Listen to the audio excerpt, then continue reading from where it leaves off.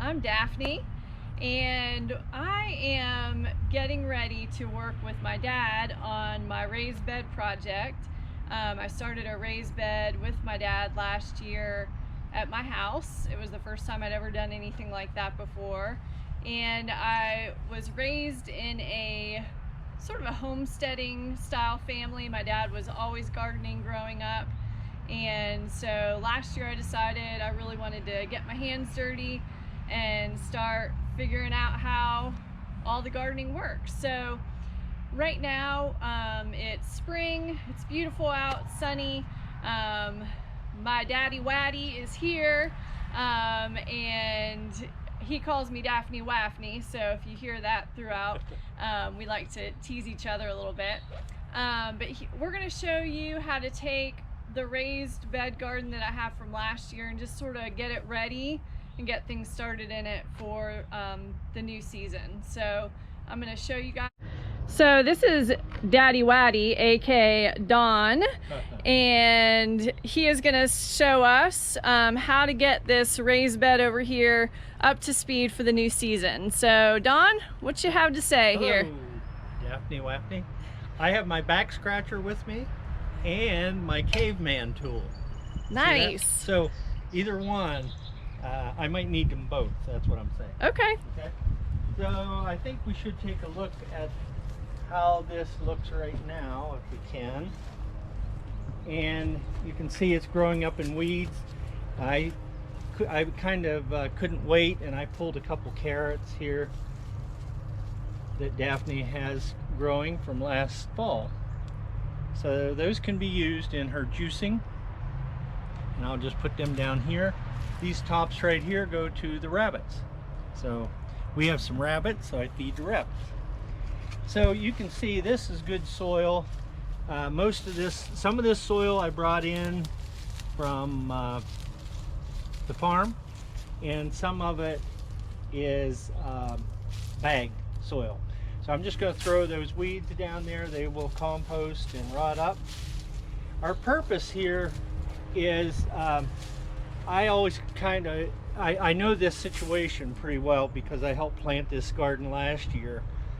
Got some shade, some sun, so about half and half. And so I have to think of what will grow in half shade, half sun. Last year Daphne had a really successful, I thought a really successful garden in this small garden space. And I think she had beans. Yeah, we grew all kinds of stuff. Grew all kinds of stuff. Yeah, we had squash and zucchini. Yeah, there beans. were a lot of, I'm sorry yeah, for interrupting. Yes, a lot of zucchini, things like that. These are leftover beets right here. So I'm gonna go ahead and pull those. They aren't really worth much right there, but this one might be going into the juice. Here's one here. Nice. Red beet. That's a nice surprise. It is a nice surprise. We get nice surprises with gardening, and I think that one of the main benefits from gardening, and Daphne I think can attest to this, is it's peaceful.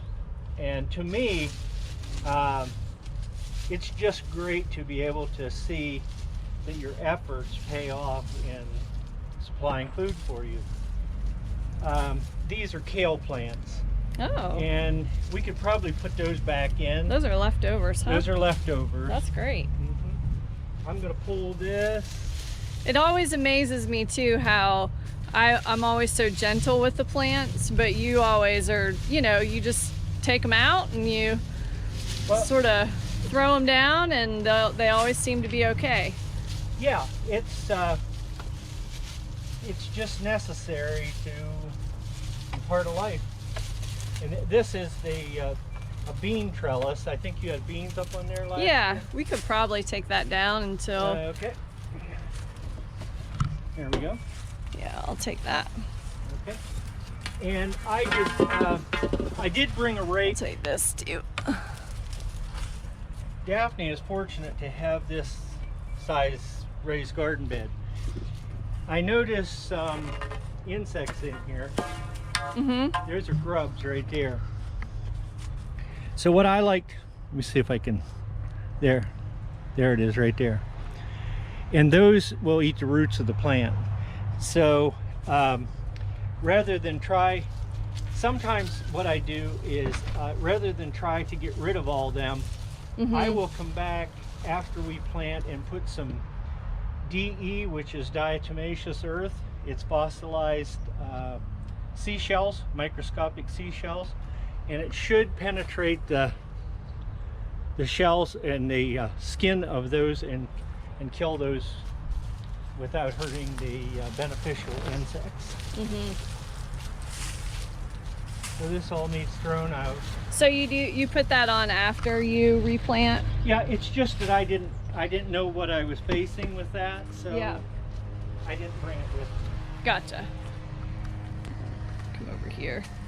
So, and we decided last year, because I have a couple dogs, one being a chocolate lab, that we would plant this raised bed pretty high off the ground. So you can see, you know, it's not a shallow one. We ended up having to put quite a bit of dirt in here just to get it started. And you don't have to make them this tall, right, Dad? You can... No.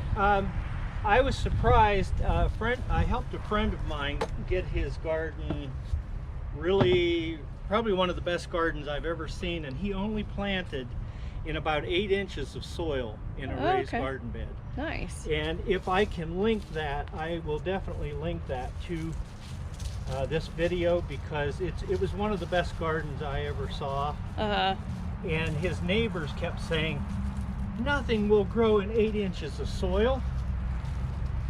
But it did. It was great. It was great.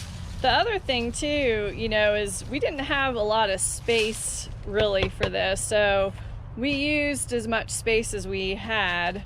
And you know, over here by the wall, when we put this in, you know, there's enough room here for us to, you know, get in here. But you don't have to have, you know, a ton of space to do this either. You can make them smaller.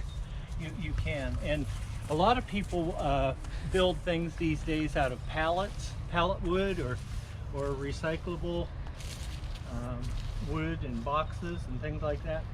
And they hold up, maybe not long term, but they will hold up sometimes a couple of years, several years.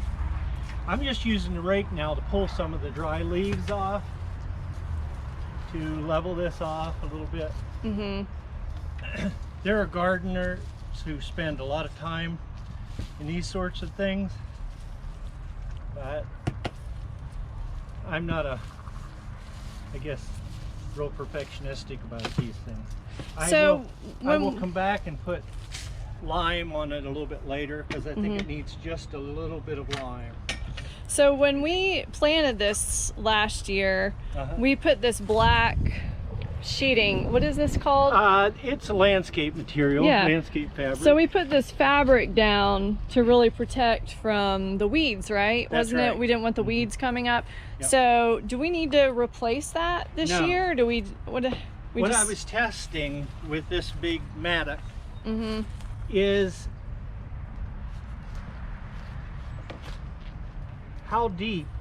Now you can see this was dirt that was filled in. We just used that kind of dirt for fill, so that we wouldn't have to buy bags after bags of potting we soil. were trying to be frugal. We were trying to be frugal, and I think we use things that we had. We didn't want to spend a bunch of money on this. We didn't, you know, I didn't have the money to spend, and so we were trying to use things that we could find or were inexpensive to really get this going. Yep.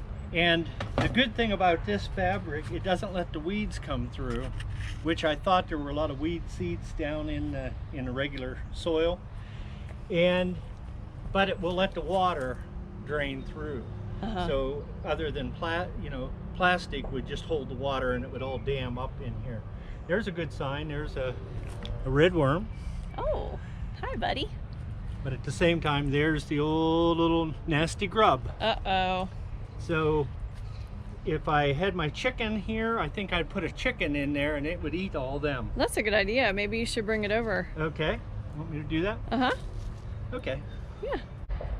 This is Henrietta. This is Henrietta. Henrietta's been a very bad chicken. Naughty, naughty chicken. She was actually eating the eggs before we can get them. She was eating the eggs of the other chickens. So I had to separate her. So I thought I would bring her up and she could eat the little grubs in Daphne's garden bed. And look at her going to town. Huh? She is a happy Henrietta. Yep, all those small grubs. Wow. And she is picking them up. I can see her actually getting them. All right. Hello. Hello. I'm Don. I'm with livesimplyworkshops at gmail.com, and I use little simple things. What we have, that's bamboo strips. You can use that for getting a sweet potato started, right? Yeah. Daphne Wafty? So livesimplyworkshops at gmail.com. Yes. If you have gardening questions, need advice about getting your garden started for the year, for the season, reach out and talk to Don. Need a little encouragement? Here we are.